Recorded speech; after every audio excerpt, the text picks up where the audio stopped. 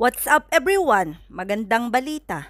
Reyna ibinalik na kay Kalingap Rab. Nakakatuwa na makita ulit si Reyna at napakahaba ang kanilang video or live sa channel ni Kalingap Rab na Rab Matubang. Mga ka-Reyna, ano ang masasabi nyo ngayong bumalik na si Reyna? Sana ay ito na. Lubusan na ito sa pangangalaga ng Kalingap upang sa ganon ay makita natin ang talaga namang outcome or talaga namang magaling na si Reyna. Makikita natin sa haba ng video ay talagang nag-e-enjoy ang dalaga, walang kapagurang, nakikipagkantahan at nakikipagsayawan kay Kalingap Rab at mga ibang K-boys at iba pang mga kaibigan ni Kalingap Rab.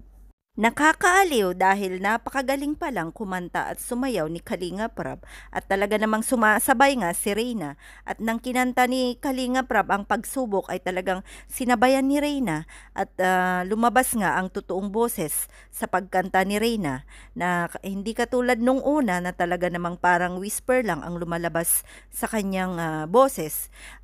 Nung kalaunan ay talagang sumabay na sa kanila sa pagsayaw at sa pagkanta kaya tuwang-tuwa ang mga kasamahan ni Kalingap Rab kasama si Jackie at iba pang mga kapamilya or mga kumpare-kumaris nila dahil umaten sila sa binyag ng inaanak nila na kapatid nga ni Ayan.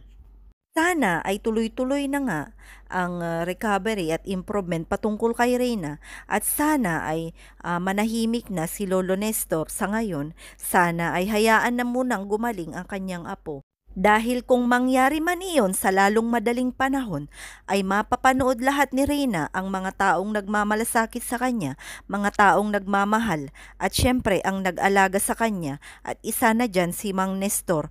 Kaya sana ay maisipan ni Mang Nestor na pag gumaling si Reyna, at siguro ay isa si Mang Nestor, na kanyang pasasalamatan dahil sa kabila ng lahat ng kanyang pinagdaraanan ay talagang inalagaan nga naman ni Mang Nestor si Reyna. Kaya sana Mang Nestor, hayaan mo na munang gumaling si Reyna, hayaan mo na sa pangangalaga ng mga kalingap. Kaya naman mga ka-Reyna, sana'y patuloy nating ipanalangin at suportahan ang dalaga. Wag na wag tayong magsisisi na kung saan man dalhin si Reyna ay nandun tayo sama-sama para sa kanya. Ayon pa kay Kalingap Rab ay awang-awa nga siya sa kalagayan ni Reyna dahil minsan ay binabawi, minsan ay hindi alam kung saan siya talaga dadalhin ng tadhana.